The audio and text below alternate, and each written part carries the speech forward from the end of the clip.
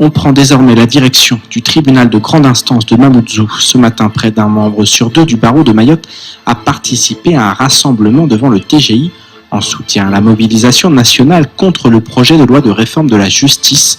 Dans tout le pays, les membres de barreau se sont mobilisés pour dire non à des évolutions considérées comme en décalage avec la réalité de la justice et qui n'ont comme seul objectif de faire des économies.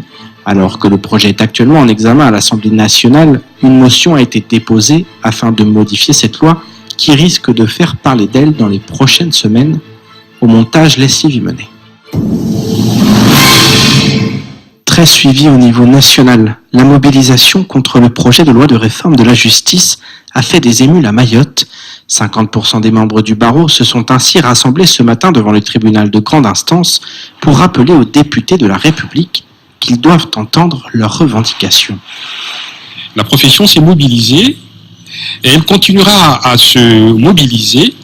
Il y a des amendements qui sont déjà prêts et qui sont déposés.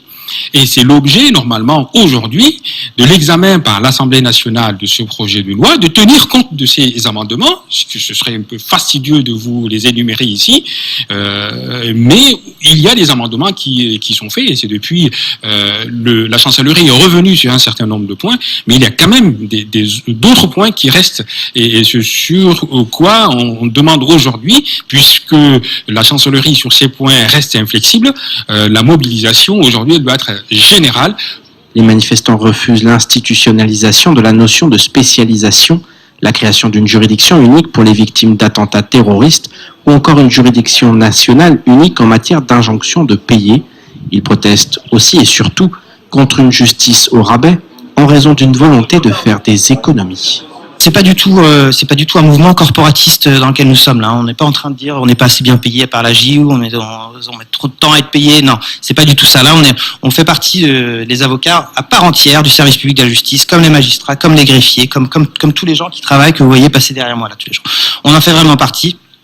Et à ce titre, nous avons le droit, mais aussi le devoir de défendre le service public de la justice. Il y a des choses qui sont déjudiciarisées actuellement et qui ne rendent pas du tout service ni aux justiciables, ni à la justice, ni à personne, dont le seul but c'est de faire des économies à grande échelle.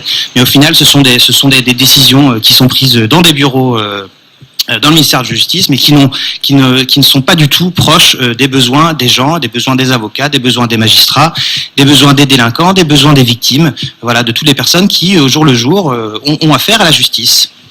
Si Mayotte n'est pas immédiatement concernée par cette réforme en raison de son insularité, l'application progressive du droit commun fait craindre des répercussions à long terme. C'est notamment le cas de la volonté de la chancellerie de créer un tribunal criminel départemental.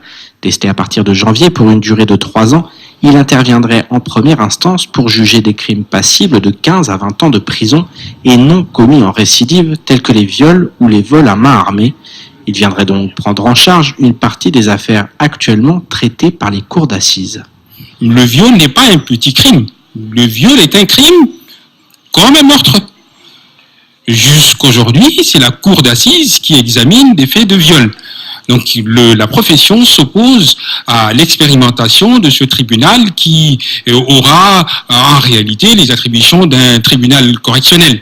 Ce qui Mayotte est concerné puisqu'ici la cour d'assises examine à plus de 80% des affaires de viol et non pas des affaires de meurtre. On en a très peu ici, heureusement.